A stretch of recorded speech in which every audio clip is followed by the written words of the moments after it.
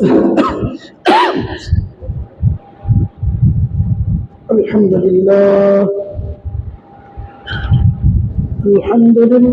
نحمده ونستعينه ونستغفره ونؤمن به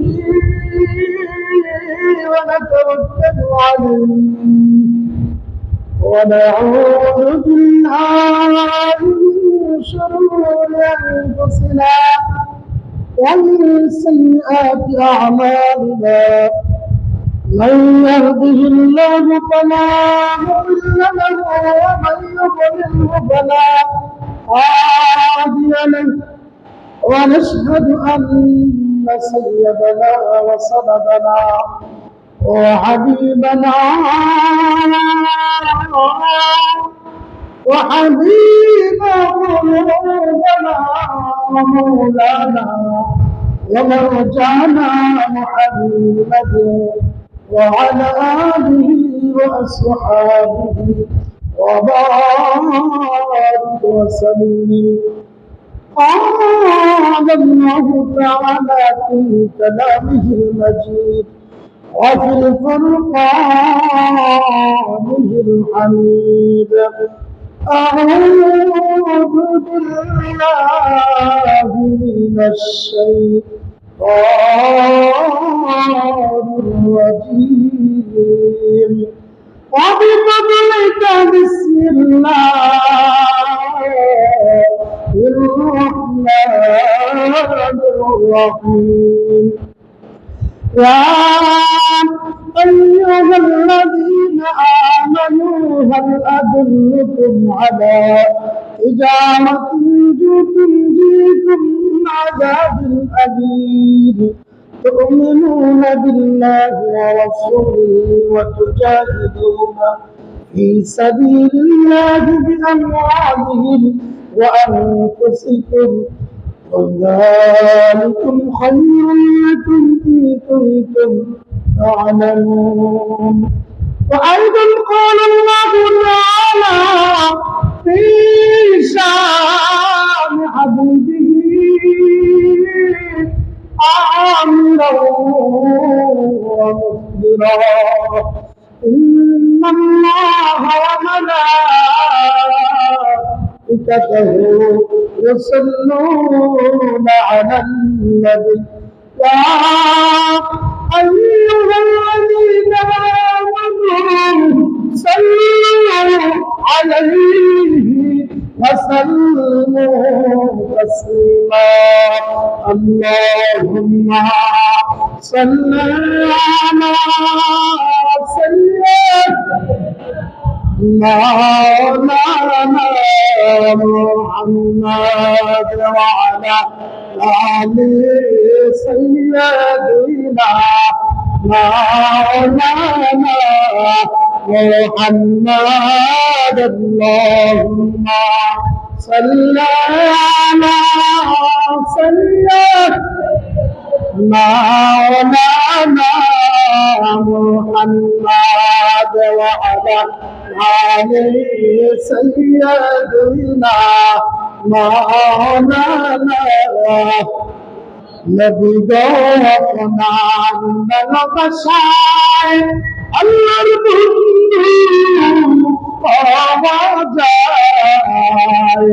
نبي دوقنا ভালোবাসায় খোদার জান্নাত পাওয়া যায়। আল্লাহুম্মা সাল্লি আলা সাইয়্যিদিনা মাওলানা মুহাম্মদ ওয়া আলা আলি সাইয়্যিদিনা মাওলানা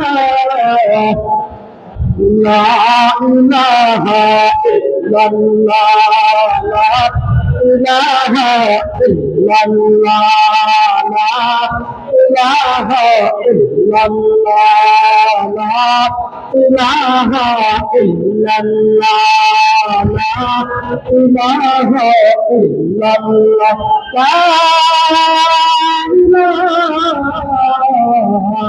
إلا الله মুহাম্মাদুর রাসূলুল্লাহ সাল্লাল্লাহু তাআলা আলাইহি ওয়াসাল্লাম। উপস্থিত মুআজ্জিজ মুহতারাম, উলামায়ে কেরাম, মুরব্বিয়ানে আযম, যুবক ভাইরা, পর্দানিশী মা ও বোনেরা, সকলের প্রতি আন্তরিক সালাম। আসসালামু আলাইকুম ওয়া রাহমাতুল্লাহি ওয়া বারাকাতুহু। মহান আল্লাহ তাবারক ওয়া তাআলার দরবারে অসংখ্য অগণিত শুকরিয়া আদায় করছি যে রব্বুল আলামিন আজকের পবিত্র জিলকদ মাসের দ্বিতীয় জুমা শরীফে আল্লাহ পাক রব্বুল আলামিন আমাদেরকে দুনিয়ার সমস্ত ব্যস্ততা থেকে মুক্ত করে আল্লাহর ঘর মসজিদে আসার বসার জন্য তৌফিক এনায়েত করেছেন। সেই জন্য শুকরিয়া তামাকবার বলি আলহামদুলিল্লাহ। মুআজ্জিজ হাজিরিন, মহান রব্বুল আলামিনের শুকরিয়া যদি আমরা আমাদের জীবনের শুরু থেকে যদি মৃত্যুর আগ পর্যন্ত করি, তাহলে রব্বুল আলামিনের শুকরিয়া আদায় করে শেষ করা যাবে না। কারণ রব্বুল আলামিন যিনি সমস্ত জগতের মালিক, যিনি সমস্ত জগতের প্রভু, যিনি আপনার আমার মহান রব, উনি রব্বুল আলামিন, উনি শুধুমাত্র আশরাফুল মাখলুকাত মানুষকে সৃষ্টি করেছেন তা নয়, তার অসংখ্য অগণিত কোটি কোটি আল্লাহ পাকের সৃষ্টি রয়েছে। একটু চিন্তা করে দেখেন, প্রত্যেকটা সৃষ্টিকে এত সুনিপুণভাবে সুন্দর করে আল্লাহ তাআলা এত সুন্দর করে সাজিয়েছেন, এত সুন্দর করে বসবাস করার উপযোগী করে দিয়েছেন। সেই জন্য শুকরিয়া জানার একবার বলি আলহামদুলিল্লাহ। দুরূদ সালামের নজরানা পেশ করছি বিশ্ব মানবতার মুক্তির দিশারি হুজুর মুহাম্মদুর রাসূলুল্লাহ সাল্লাল্লাহু আলাইহি ওয়াসাল্লামের পবিত্র নূরানি কদম মুবারক, যার নূরানি নূরের ঝলকে সমস্ত বিশ্বজুড়ে আলোকিত হয়েছে। রাসূলের আদর্শে সমস্ত বিশ্বের মানুষ আদর্শিত হয়েছে। মুআজ্জিজ হাজিরিন, আজকের এই পবিত্র জুমার দিন আমাদের আপনার আমার মতো গরিবের জন্য হজের দিন। এই গরিবের জন্য হজের দিনে আমরা দুনিয়ার সমস্ত কাজ কারবার থেকে মুক্ত করে, আমাদের ব্যবসা বাণিজ্য, পরিবার পরিজন সব কিছু ত্যাগ করে আমরা যে আল্লাহ পাক রব্বুল আলামিনের ডাকে সাড়া দিতে পেরেছি, সেই জন্য শুকরিয়া তার আরেকবার বলি আলহামদুলিল্লাহ। মুআজ্জিজ হাজিরিন, মহান রব্বুল আলামিন সূরাতুস সফের দ্বিতীয় রুকুতে আল্লাহ রাব্বুল আলামিন ঈমানদারদেরকে উদ্দেশ্য করে বলতেছেন, ইয়া আইয়ুহাল্লাযীনা আমানু, হে ঈমানদারেরা। আল্লাহ পাক রব্বুল আলামিন এখানে সমস্ত মানুষদেরকে উদ্দেশ্য করে বলেন নাই, কারণ আল্লাহ তাআলা ঈমানদারদেরকে উদ্দেশ্য করে বলেছেন। আল্লাহ পাক রব্বুল আলামিন পবিত্র কালামুল্লাহ শরীফ, পবিত্র কোরআনুল কারীমটা এই পৃথিবীর মধ্যে নাযিল করেছেন একমাত্র তার বান্দারা যাতে সঠিক রাস্তায় চলতে পারে। আমরা যাতে সঠিক রাস্তায় চলতে পারি, আমরা যাতে আল্লাহ এবং রাসূলের পথে আমরা চলতে পারি, এই জন্য আল্লাহ তাআলা কোরআনুল কারীম আমাদের উপর নাযিল করেছেন। দেখেন এই কোরআনুল কারীমটা, এই কোরআনুল কারীমের মধ্যে বলতেছেন যে ওয়াল্লাহু ওয়ালিয়ুল মুমিনিন, এই বান্দারেরা, আরে তোমাদের অভিভাবক কি একমাত্র আমি আল্লাহ। আচ্ছা বলেন, দুনিয়ার মধ্যে যদি কারো অভিভাবক যদি শক্তিশালী হয়, দুনিয়ার মধ্যে কারো অভিভাবক যদি আপনার বিচক্ষণ হয়, তাহলে তার পরিবার পরিজন সন্তান সন্ততির কোনো ভয় থাকে? হ্যাঁ, কোনো ভয় থাকে? কোনো ভয় থাকে না। কিন্তু দুনিয়ার সিস্টেমে যদি এটা হয়, তাহলে বলেন মহান রব্বুল আলামিন যাদের অভিভাবক, তাদের কোনো ভয় আছে? তাদের কোনো ভয় নাই। এই জন্য আল্লাহ তাআলা কোরআন শরীফের মধ্যে আল্লাহ তাআলা বলতেছেন, আলা ইন্না আউলিয়া আল্লাহি লা খাউফুন আলাইহিম ওয়া লা হুম ইয়াহজানুন। সুবহানাল্লাহ। আল্লাহ বলতেছে, আলা, সাবধান, আমার যারা ওলি আছে, আমার যারা বন্ধু আছে, তাদের কোনো ভয় নাই, তাদের কোনো চিন্তাও নাই। বলেন না সুবহানাল্লাহ। এই জন্য কোরআন শরীফের এক জায়গায় না, দুই জায়গায় না, অনেক জায়গার মধ্যে আল্লাহ আর ইমানদারদেরকে এমন ভাবে নসিহত করেছেন, এমন ভাবে পথ দেখিয়েছেন, ইমানদারদেরকে ইমানদাররা যেই পথের মধ্যে চললে, ইমানদাররা যেই রাস্তার মধ্যে চললে, তারা মঞ্জিলে মাকসাদ পর্যন্ত বুঝতে পারবে। আল্লাহ পাক রব্বুল আলামিন এমন কতগুলো রাস্তার কথা, এমন কোন নির্দেশ আল্লাহ তাআলা কোরআন শরীফের মধ্যে ঈমানদারদেরকে দেখিয়ে দিয়েছেন। বলুন সুবহানাল্লাহ। এটা একমাত্র ঈমানদারদের জন্য। এই জন্য, কারণ ঈমানদারদের বন্ধু, ঈমানদারদের অভিভাবক হলো আল্লাহ। এই জন্য পৃথিবীর মধ্যে কোন অভিভাবক তার সন্তানদেরকে বিপথে, তারা অভ্যস্ত পথে পরিচালনা করতে চায়? কোন সন্তানকে তার সঠিক রাস্তায় চালাতে চায়। সন্তান যাতে মানুষের মতো মানুষ হতে পারে, সন্তান যাতে সঠিক রাস্তায় চলতে পারে, এটাই হলো অভিভাবকের একমাত্র ঠিক আছে। এই জন্য দুনিয়ার মধ্যে আমরা যাদের অভিভাবক হই, আমাদের সন্তান যাতে বিপথে চলতে না পারে, আমাদের সন্তান যাতে বিপদগামী না হয়, আমাদের সন্তান যাতে সঠিক রাস্তার উপর থাকতে পারে, আমাদের সন্তান যাতে আদব আখলাক নিয়ে চলতে পারে, আমাদের সন্তান যাতে সঠিক রাস্তার উপর চলতে পারে, এটা হলো অভিভাবকের ডিউটি।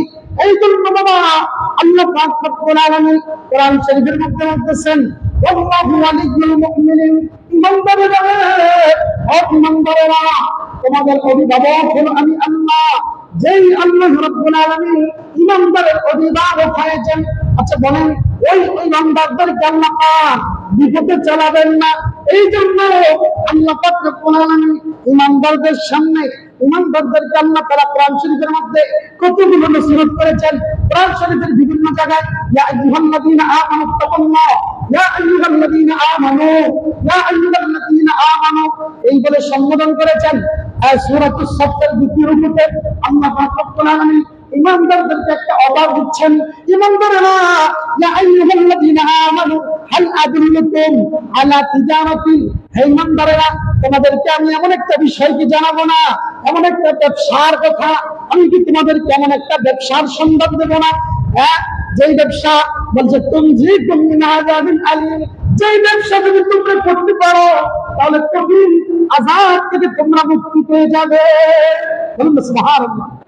আল্লাহ আমাদেরকে অফার দিচ্ছেন, আমি কি তোমাদের কেমন একটা ব্যবসার সন্ধান দেব না, আমি কি তোমাদের কেমন একটা ব্যবসার কথা জানাই দেব না, যে ব্যবসা যদি তোমরা করো তাহলে কঠিন আযাব তোমাদের স্পর্শ করতে পারবে না। বলেন না সুবহানাল্লাহ। আল্লাহ পাক রব্বুল আলামিন বলতেছেন সেই ব্যবসাটা কি? আল্লাহ তাআলা ঈমানদারদের সামনে বলতেছেন এই ব্যবসাটা হলো তুমিনুনা বিল্লাহি, এক নাম্বার হলো তোমরা আল্লাহর উপর ঈমান আনবা, ওয়া তুমিনুনা বিল্লাহি ওয়া তুমিনুনা ওয়া রাসূলিহি, অর্থাৎ তুমিনুনা বিল্লাহি ওয়া রাসূলিহি, তোমরা আল্লাহ এবং রাসূলের উপর ঈমান আনবা। এটা হলো এক নাম্বার কাজ। এক নাম্বার কাজ হলো আল্লাহ এবং রাসূলের উপর যদি ঈমান আনবা। দুই নাম্বার কাজ হলো ওয়া তুজাহিদুনা ফি সাবিলিল্লাহ বিআমওয়ালিকুম ওয়া আনফুসিকুম, তোমরা আল্লাহর রাস্তায় জিহাদ করবে তোমাদের সম্পদ দিয়া, তোমাদের জান দিয়া। এই দুইটা কাজ যদি তোমরা করতে পারো, এই দুইটা ব্যবসার পুঁজি যদি লাগাইতে পারো, আল্লাহ পাক রব্বুল আলামিন ডাক দিয়ে বলেন এই দুইটা পুঁজি যদি তোমরা খাটাইতে পারো তাহলে কি হবে?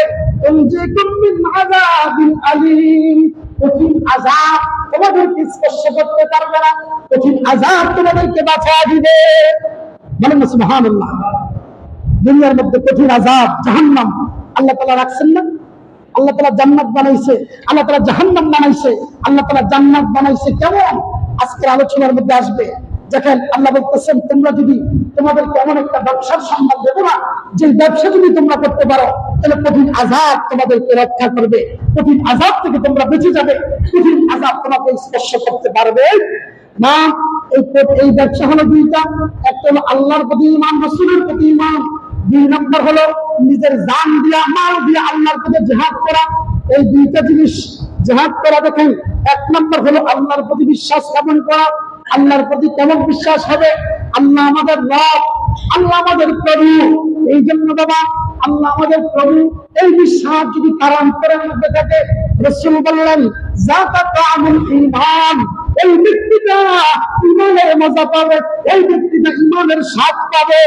মান রাদিয়া বিল্লাহি রাব্বাহ, যদি কোন মানুষ যদি আল্লাহকে তার রব হিসেবে মেনে নেয়, সুবহানাল্লাহ, কেউ যদি আল্লাহকে তার রব হিসেবে মেনে নেয় তাহলে সে ঈমানের মজা পাবে। ইমানের স্বাদ পাবে।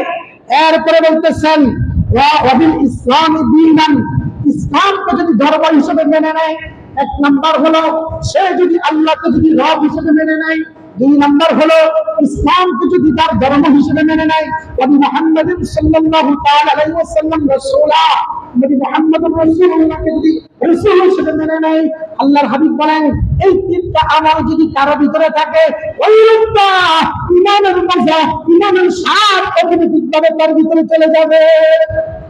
বলেন সুবহানাল্লাহ। আচ্ছা বলেন, খানার স্বাদ, যেই লোকটা জিহ্বার মধ্যে খানার স্বাদ পেয়েছে, ওই লোকটাকে খানা চাপতে পারে? খানা চাপতে পারে না। যেই লোকটা পানের স্বাদ পেয়েছে, ওই লোকটা পান খানা চাপতে পারে না। যেই লোকটা মিষ্টি খাওয়ার স্বাদ পেয়েছে, ওই লোকটা মিষ্টি খাওয়ার স্বাদ চাপতে পারে না। যেই লোকটা মধু খাওয়ার স্বাদ পেয়েছে, ওই লোকটা মধু খাওয়া চাপতে পারে না। অনুরূপভাবে কোন মানুষ যদি যেটা জিহ্বার মধ্যে স্বাদ অনুভব করে, এই লোকটা সে বলতে পারে না, চাপতে পারে না। আল্লাহ পাক রব্বুল আলামিনের হাবিব সাল্লাল্লাহু আলাইহি ওয়াসাল্লাম বলেন, ইমানদারদের ভিতরে ঈমানের মজা তখনই পাবে যদি তিনটা আমল যদি তার ভিতরে থাকে। এক নম্বর হলো রাদিয়া বিল্লাহি রাব্বান, আল্লাহকে প্রভু হিসেবে মেনে নেওয়া, আল্লাহকে প্রভু হিসেবে সন্তুষ্ট থাকা। ঠিক না ঠিক? এখন আল্লাহকে তো আমরা সবাই প্রভু মানে কি মানে না, কিন্তু বলে আল্লাহকে প্রভু হিসেবে সন্তুষ্ট থাকা, আল্লাহর প্রতি সন্তুষ্ট থাকা। বাবা একটু দেখেন, আল্লাহ পাক এই যে চন্দ্র দিয়েছেন, সূর্য দিয়েছেন, বাতাস দিয়েছেন, গাছ দিয়েছেন, সব কিছু দিয়েছেন কে? আল্লাহ। কিন্তু সামান্য একটু সূর্যের তাপ আমরা সহ্য করতে পারি না। কিন্তু বাবাজি একটু লক্ষ্য করে দেখেন, এই সূর্যের তাপ আমরা সহ্য করতে পারি না।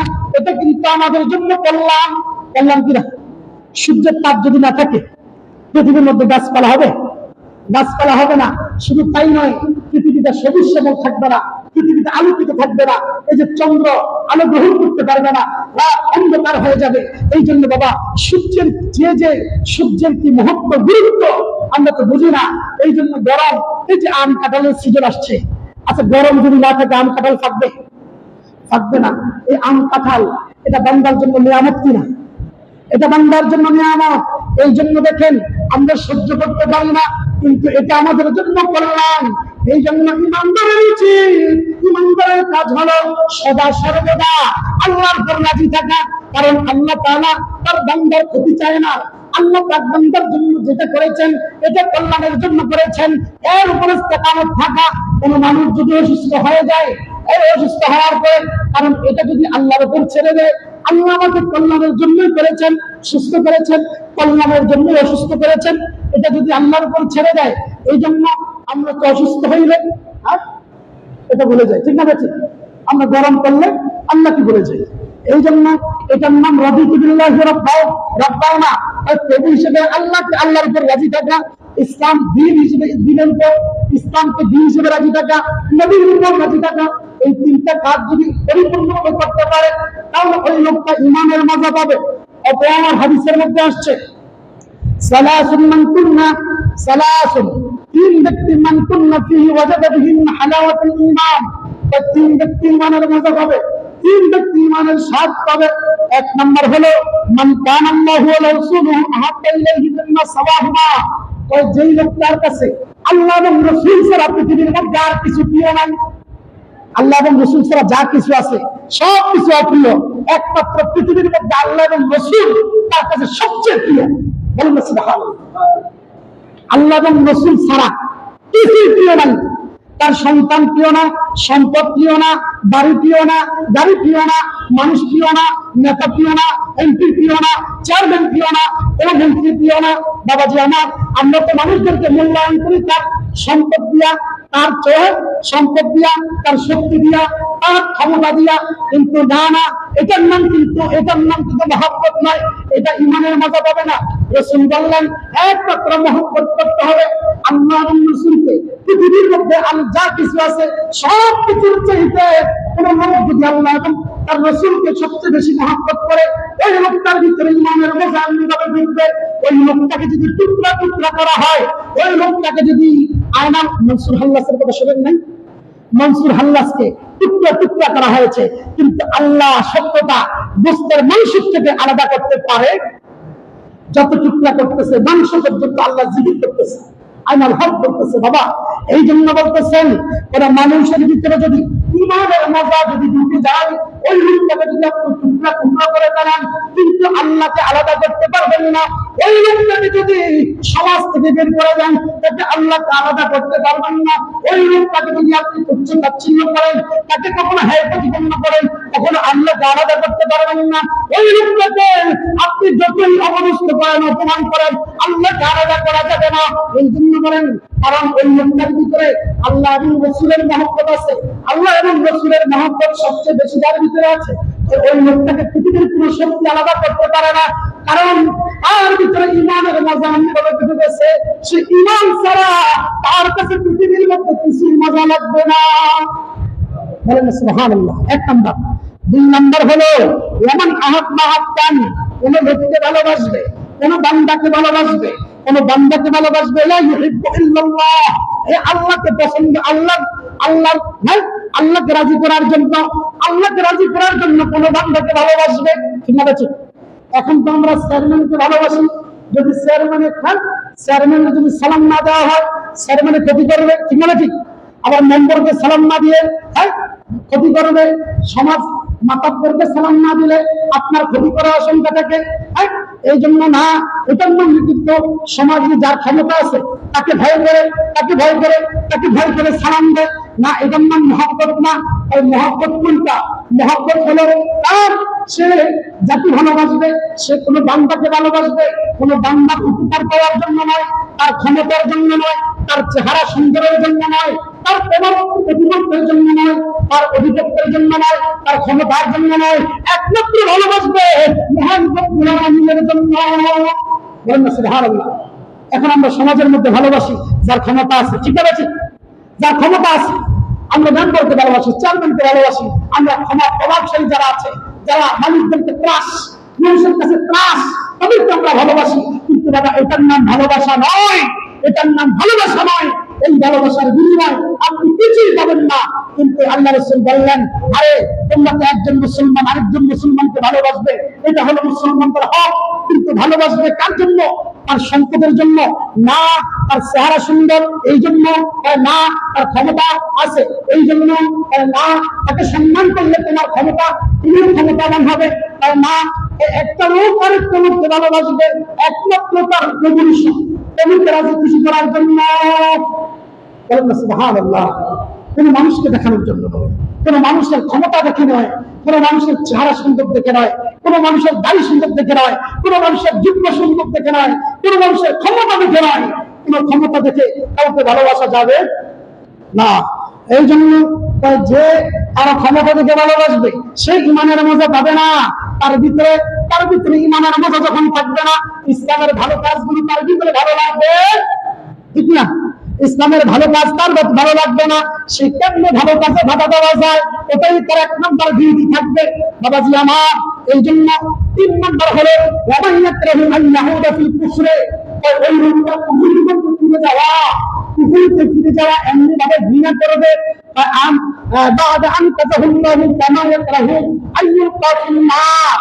আগুনের মধ্যে যেমনি ভাবে আগুন থেকে যেমনি ভাবে আল্লাহ পাক কুফর থেকে তাকে হেফাজত করেছেন, কুফরের মধ্যে আরো ফিরে যাওয়াকে এমনিভাবে পছন্দ করবে। আগুন থেকে আগুনের মধ্যে পড়লে আগুন থেকে ফিরে যাওয়া, আগুনের মধ্যে ঝাঁপ দেওয়া কেউ ভালোবাসে? কেউ কি আগুন ইচ্ছা করে ঝাঁপ দিতে পারবে?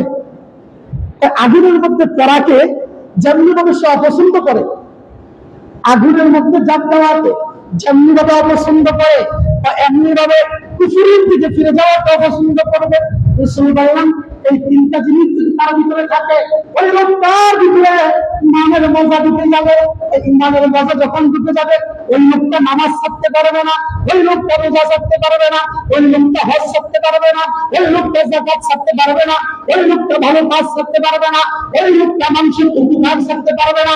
কিন্তু ইমানের মজা যদি আপনার ভিতরে আমার ভিতরে না থাকে, আমরা মানুষের কেমনে ক্ষতি করা যায়, মানুষের কেমনে ইসলামের কেমনে ক্ষতি করা যায়, কেমনে ইসলামের 12টা বাজানো যায়, এটাই থাকবে ডিউটি। ঠিক না? যার ভিতরে ইমানের মজা আছে সে ভালো কাজ ছাড়া খারাপ কাজ তার থেকে আশা করা যায় না। এই জন্য বাবা দেখেন আল্লাহ পাক রব্বুল আলামিন সূরাতুস সাফ, এই সূরাতুস সাফের মধ্যে আল্লাহ পাক রব্বুল আলামিন বলেছেন তোমাদেরকে আমি এমন একটা ব্যবসার কথা বলবো না যেই ব্যবসা করলে তোমাদেরকে কঠিন আযাব থেকে তোমরা রক্ষা পাবে, কঠিন আযাব তোমাদেরকে স্পর্শ করবে না। এই ব্যবসাটা কি? আল্লাহ পাক রব্বুল আলামিন বলেছেন এই ব্যবসা হলো আল্লাহর প্রতি ঈমান, রাসূলের প্রতি ঈমান। ঠিক আছে? এখন বলে আল্লাহর প্রতি ঈমান, রাসূলের প্রতি ঈমান। এখন আল্লাহ পাককে যে ভালোবাসছে, রাসূল বলেন, আল্লাহ পাক বলেন ইন কুনতুম তুহিব্বুনাল্লাহ ফাত্তাবিউনি, যে আমাকে ভালোবাসো আমার হাবিবকে তোমরা অনুসরণ করো। ঠিক আছে? এটা কোরআন শরীফের আয়াত কিনা?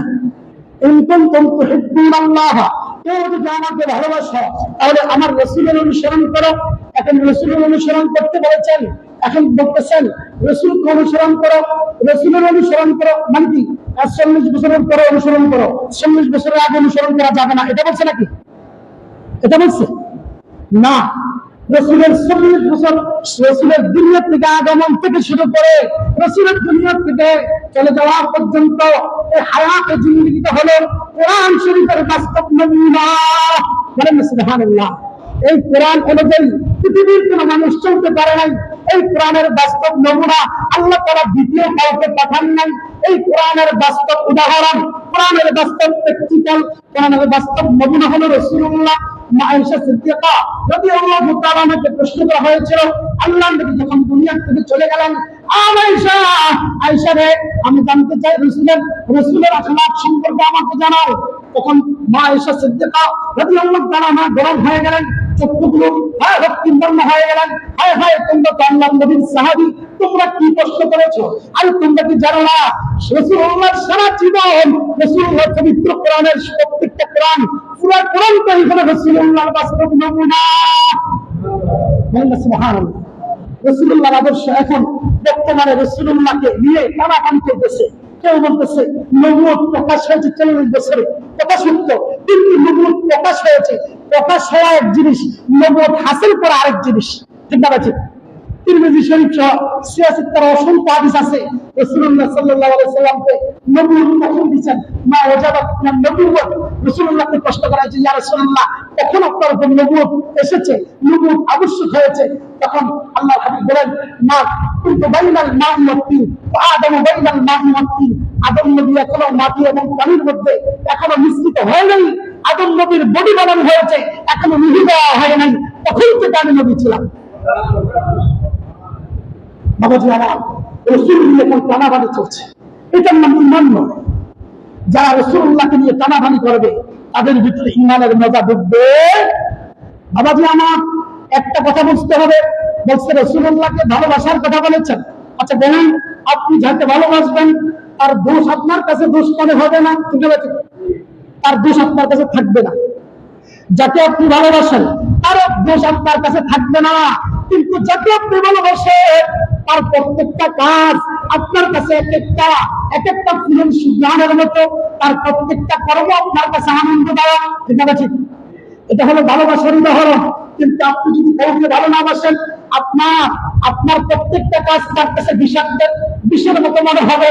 বাবাজি আমার, এই জন্য রাসূল বললেন, তোমরা একজনকে আরেকজন ভালোবাসবে, এটা কোনো ক্ষমতার জন্য নয়, কোনো কাউকে চেহারা সুন্দরের জন্য নয়। কাউকে ভালোবাসলে তোমার স্বার্থ হাসিল হবে এই জন্য নয়, তোমরা একজন আরেকজনকে ভালোবাসবে আল্লাহকে ভালোবাসার জন্য, আল্লাহকে খুশি করার জন্য। এই আল্লাহকে খুশি করার জন্য যদি আমরা ভালোবাসতে পারি তাহলে আমরা ঈমানের মজা পাবো। আর ঈমানের মজা যখন পাবো, এখন রাসূল বললেন, আমরা যদি কি করি, আমরা যদি আল্লাহ এবং রাসূলকে ভালোবাসি, আমরা যদি আল্লাহ এবং রাসূলকে ভালোবাসি, তখন রাসূলকে ভালোবাসলে কি হবে? তখন আল্লাহ কোরআনে বলতেছেন, বলতেছেন যে তোমরা যদি আল্লাহ এবং রাসূলকে যদি ভালোবাসতে পারো, যালিকা খায়রুল লাকুম, এটা তোমাদের জন্য কল্যাণকর হবে। সুবহানাল্লাহ। এটা তোমাদের জন্য কল্যাণকর হবে। কিন্তু তোমরা যদি তোমরা জানতে পারো, একবার হচ্ছে না তোমরা যে আল্লাহ রাসূলকে ভালোবাসবে, তোমাদের জান দিয়া মাল দিয়া আল্লাহর পথে জিহাদ করবে, তোমাদের একটা পুরস্কার আছে। কি আছে? পুরস্কার আছে। আর পুরস্কারটা কি? আপনার দুনিয়া থাকা অবস্থা আপনার আমার যত পাপ আছে, যত গুনাহ আছে, সমস্ত গুনাহগুলো মাফ করে দিবে। একটা দুনিয়া জমা যত পাপ আছে, কোন পাপ রেখে দিবে এই কথা বলে না। অপরাধ যত অপরাধ আছে, সমস্ত অপরাধগুলো মাফ করে দিবে।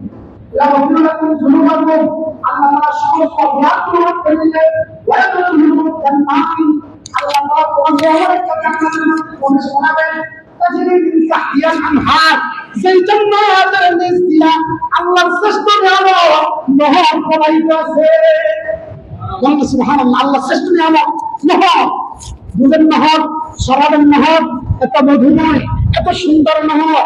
আপনি জান্নাতের দুধ পান করবেন, আপনি দেখে মনে হবে আরে দুধ তো আমরা দুনিয়াতে পান করেছি, কিন্তু বাবাজি আমার ওই জান্নাতের দুধের স্বাদ আর দুনিয়ার দুধের স্বাদ এক নয়। ওই জান্নাতি দুধের স্বাদ পান করার সাথে সাথে সে সব কিছু ভুলে যাবে। সে বলবে আরে দুধ দেখেছি, দুধ পান করেছি, কিন্তু এত সুস্বাদু দুধ আর পান করতে পারি না। এরপরে দেখেন জান্নাতের বর্ণনা আসতেছে। এরপরে বলতেছেন এবং জান্নাত দিবে ওমা সাহাকুনা তাইয়্যিবা, ওই জান্নাতের মধ্যে শুধুমাত্র শরবত খাওয়াবে, ওই শরবত খাওয়াবে না, আপনাকে একটা বাসস্থান দিবে। ওমা সাহাকুনা তাইয়্যিবা, এমন একটা উত্তম বাসস্থান দেওয়া হবে, দামি বাসস্থান। ফি জান্নাতি আদিন যালিকাল ফাওজুল আযীম। এই জান্নাত ওমা সাহাকুনা তাইয়্যিবা, এই জান্নাতের মধ্যে উত্তম বাসস্থান একটা দেওয়া হবে। আপনার হযরত আবু হুরায়রা রাদিয়াল্লাহু তাআলা প্রশ্ন করেছেন এই আয়াতের এই ওয়া সাকিনাত তাইয়্যিবা সম্পর্কে, ইয়া রাসূলুল্লাহ ওয়া সাকিনাত তাইয়্যিবাটা কি?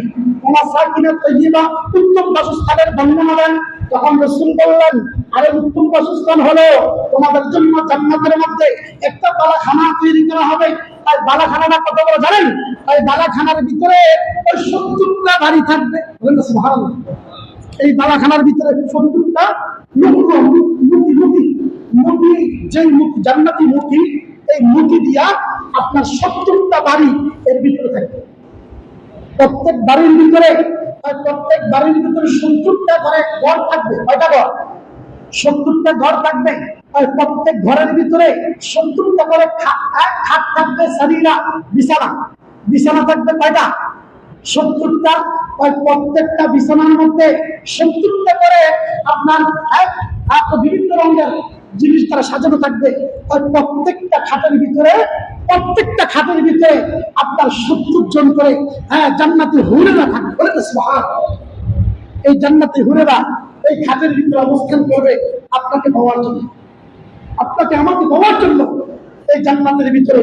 তখন আল্লাহর হাবিবের সাহাবীরা এই বর্ণনা শুনে আর এত বড় জান্নাত, এত সুন্দর জান্নাত, ইয়াকুত পাথর দ্বারা তৈরি, আপনার এরপরে আপনার মুটি পাথর দ্বারা তৈরি, এরপরে আরো বিভিন্ন রঙের জান্নাতি পাথর দিয়া এমন ভাবে সাজানো হয়েছে।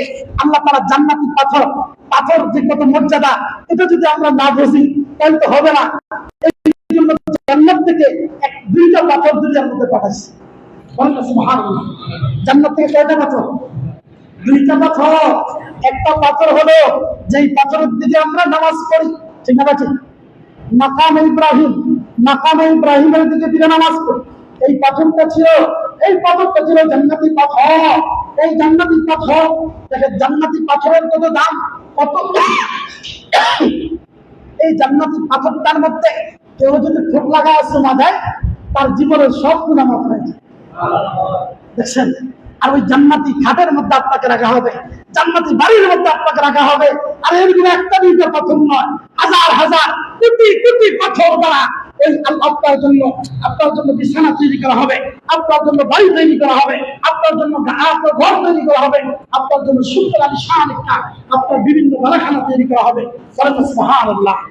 আল্লাহ পাক রব্বুল আলামিন দেখেন সমস্ত কিছু বানিয়েছেন এটা বান্দার জন্য, বান্দাকে তোমার জন্য। আল্লাহ বলতেছেন তোমরা যেহেতু আমার আশরাফুল মাখলুকাত, তোমরা যেহেতু আমার শ্রেষ্ঠ জাতি, তোমাদেরকে আমি এই জন্য আমি তোমাদেরকে কিভাবে জান্নাত পর্যন্ত পৌঁছাইতে পারি, কিভাবে জান্নাতের নহর তোমাদেরকে দিতে পারি, কিভাবে আমি তোমাদেরকে এই জান্নাতের বর্ণনা আল্লাহ তাআলা ফেরেশতার মধ্যে দিলেন। জিবরাইলকে যখন জান্নাত বানালেন, জান্নাত বানানোর পরে জিবরাইলকে বললেন, জিবরাইল জান্নাতটা একটু দেখে আসো। জান্নাতটা দেখার পরে জিবরাইল আমিনকে বলতেছেন, জিবরাইল এই জান্নাত কেমন দেখলা? এই জান্নাত আমার বান্দারা যদি জান্নাত দেখে কি অবস্থা হবে? আল্লাহর কসম করে বলছি, জিবরাইল বলতেছে, ওগো রব্বুল আলামিন, আপনার এই জান্নাত যদি তারা দুনিয়ার কোন বান্দা দেখে, ওই জান্নাতের লোভে সে দুনিয়ার সব কিছু সে ভুলে যাবে। জান্নাতের এত চাকচিক্যময়, এত সাজানো ডেকোরেশন, এত সুন্দর ডেকোরেশন। দেখেন আল্লাহ তাআলা একটা আসমানের দিকে তাকান, আসমানটা আল্লাহ তাআলা কত সুন্দর ভাবে সাজিয়েছে, ঠিক আছে? এত সুন্দর তারকা। আমরা বিয়ে শাদী জন্মদিনের পর আমরা কি করি? মরিচ বাতি লাগাই না? আল্লাহ তাআলা আসমান সাজাইছে মরিচ বাতি দিয়া। কতগুলো মরিচ বাতি দিচ্ছে, কারো কোনো আছে? কেউ বলতে পারবে? বিজ্ঞানীরা কিন্তু কোরআন হাদিসের মধ্যে বর্ণনা আসছে কতগুলো তারকা আছে। সারা পৃথিবীর মধ্যে যত মানুষ আছে, সমস্ত কত মানুষ আছে সারা পৃথিবীর মধ্যে কতজন মানুষ আছে বলতে পারবে? 800 কোটি, ঠিক না? 800 কোটি মানুষের 2 কোটি বছর লাগে। 800 কোটি মানুষের জন্য, এই মানুষের জন্য 2 কোটি বছর সময় লাগবে আসমানের তারকাগুলো করতে। বলেন সুবহানাল্লাহ। দেখেন আসমানের তারকাগুলো গণতে যদি এত সময় লাগে। হযরত আয়েশা সিদ্দিকা রাদিয়াল্লাহু তাআলা আমাকে প্রশ্ন করা হয়েছে, ইয়া রাসূলুল্লাহ, আসমানের এত সংখ্য তারকা, অগণিত তারকা, এই তারকা সমান কারো ইবাদত আছে কিনা, কারো আমল আছে কিনা? আছে। হযরত ওমর, বলেন সুবহানাল্লাহ। হযরত ওমর রাদিয়াল্লাহু তাআলা, আয়েশা সিদ্দিকার মন বেজার হয়ে গেছে, হায় হায় আমার বাবার আঙুলগুলি গেল কোথায়? আল্লাহ রাসূল মনের খবর জানেন কিনা? কারণ কি জানেন? এখন তো অনেকে বলবেন যে চেহারাটা আল ওয়াজহু মিরারুল জিসম। আপনি দেখেন এই চেহারাটা হলো আপনার ভিতরে রায় না। আপনি মনে করেন না আপনার চেহারার দিকে তাকাইলে বোঝা যায় আপনার ভিতরে কি আছে, ঠিক না? ঠিক। আমরা যতই পাকনামি করি, যতই কিছু করি, চেহারার দিকে তাকাইলে মনের খবর বলা যায়। একজন মানুষ চেহারার দিকে তাকাইলে বোঝা যায় তার ভিতরে কি আছে, তার ভিতরে কি আসলে, তার ভিতরটা কি ভালো না তার ভিতরে খারাপ। এই চেহারাটা হলো আয়না। মনে রাখবেন, একজন মানুষ আল্লাহওয়ালা মানুষ, একজন মানুষ মুত্তাকি মানুষ, একজন মানুষ কোন মানুষটা খোদাবিউ, কোন মানুষটা আল্লাহওয়ালা, তার চেহারার দিকে তাকাইলে বুঝতে পারবেন। বলেন সুবহানাল্লাহ। কিতাবের মধ্যে আসছে আল্লাহওয়ালাকে, আল্লাহর ওলিকে বলছে তার চেহারার দিকে তাকাও। তার চেহারার দিকে তাকাইলে তোমার যদি তোমার মরণের কথা চিন্তা হয়, তোমার পরকালের কথা যদি চিন্তা হয়, তখন বুঝতে পারবে নিঃসন্দেহে এই লোকটা আল্লাহর। বলেন সুবহানাল্লাহ। বাবাজি আমার, এই জন্য আরেকটা কথা মনে রাখবেন, আর ঈমান ও মুতামিরুন, ঈমান হলো জামিনদার। ঈমান হলো কি? আর ঈমান ও মুতামিরুন, এটা সিয়াসতের কথা, হাদিস শরীফের কথা। ইমাম সাহেব হলো জামিনদার। এখন বলতে কিসের জামিনদার? বুঝতে হইব না? আপনার আখিরাতের জামিনদার। বলেন সুবহানাল্লাহ। এই যে আপনারা নামাজ পড়তেছি, যা করতেছি, ইমাম যারা হবে তারা আপনার আমার জামিনদার হবে। আর কিয়ামতের ময়দানে আপনার আমার জামিনদার হবে তারা। এই জন্য বাবা, ইমাম সাহেবদের সাথে খারাপ আচরণ করে কেউ কিন্তু আপনি ভালো কিছু আশা করতে পারেন? মানুষেরও ভুল হতে পারে, ভুল হতে পারে, কিন্তু ভুলের ক্ষমা নাই? ভুলের ক্ষমা আছে। কিন্তু এই জন্য বাবা, ইমামকে যদি ইমামের মর্যাদা দেওয়া না হয়, ইমামকে যদি ওইরকম ভাবে ভালোবাসা না হয়, মনে রাখবেন, কারণ এটা আপনার এই জন্য এই ইমাম কারা? আর উলামা ওয়ারাসাতুল আম্বিয়া, এরা হলো নবীর ওয়ারিস। আপনি নবীর ওয়ারিসদেরকে কষ্ট দিলে এই কষ্টটা নবীর ওয়ারিসরা পায় না, স্বয়ং রাসূলুল্লাহ পেয়ে যায়। এই জন্য বাবা খাতিক, আমরা হয়তো নবীর ওয়ারিস হতে পারলাম না, কিন্তু আমরা হয়তো ওরকম আলেম হতে পারলাম না, আমরা হয়তো ওরকম আলেম হতে পারলাম না, ইমাম হতে পারলাম না, কিন্তু না আমাদের ভিতরে এলেম নাই, কালাম নাই, কিছুই নাই, কিন্তু রাসূলুল্লাহ যে জিম্মাদারিটা আমাদের ঘাড়ের মধ্যে আছে, আমাদের কাছে যে জিম্মাদারিটা আছে, আমরা সবচেয়ে বেশি ভয় পাই ওই জিনিসটাকে। কারণ রাসূলুল্লাহর এই জিম্মাদারি যদি আমাদের কাছে না থাকতো, তাহলে এই মসজিদের মধ্যে পড়ে থাকতে হইতো না, ঠিক না? আমরা চাইলে এমন কোনো কাজ নাই যে আমরা করতে পারি না, পারি, কিন্তু রাসূলুল্লাহ সেই জিম্মাদারির কারণে ভয় পায়। হায় হায়, এই জিম্মাদারি যখন নিয়েছি, এলেমের জিম্মাদারি যখন মাথার মধ্যে নিয়েছি, তখন আমি যদি অটো চালাই, তখন মানুষকে আর আমাকে সম্মান করবে না, আমাকে মানুষ আমার থেকে মাসালা জানবে না, আমার থেকে ফতুয়া জানবে না, কি ফতুয়া জানবে, তো অটোওয়ালা, ঠিক না ঠিক? সিনজি চালাইলে বলে সিনজিওয়ালা। দুনিয়ার মধ্যে কোন রাস্তা কি অভাব আছে? বাবাজি আমার, একমাত্র আমরা ভয় করি, ইন্নামা ইয়াখশাল্লাহু মিন ইবাদিহিল উলামা। আর আলেমরা একমাত্র আল্লাহকে সবচেয়ে বেশি ভয় পায়। এটা আমাদের কথা নয়, এটা রাসূলুল্লাহর কথা। আপনি যে ভয় যদি না পাইতো, আপনি বলেন অর্থবিত্তের লোভ লালসা কার ভিতরে নাই? আছে না? রাসূলুল্লাহ বলছেন অর্থবিত্তের লোভ লালসা নাই এমন কেউ নাই। কিন্তু তোমরা বেশি বেশি করে মরার কথা চিন্তা করবা, বেশি বেশি করে তোমরা মৃত্যুর কথা চিন্তা করবা। রাসূল বললেন যে যত বেশি মৃত্যুর কথা চিন্তা করবা, আর ভিতরে লোভ লালসা তত বেশি দূরে সরে যাবে, তত বেশি দূরে সরে যাবে। আপনি যত বেশি আখিরাত নিয়ে চিন্তা করবেন, তত বেশি আপনার থেকে দূরে সরে যাবে। আল্লাহ রাব্বুল আলামিন আমাদেরকে বোঝার তৌফিক দান করে। সকলের আমিন। ওয়া আখিরু দাওয়ানা আলহামদুলিল্লাহি রাব্বিল আলামিন। যারা সুন্নাত পড়ার চ্যানেলে কাবলা তোমাদের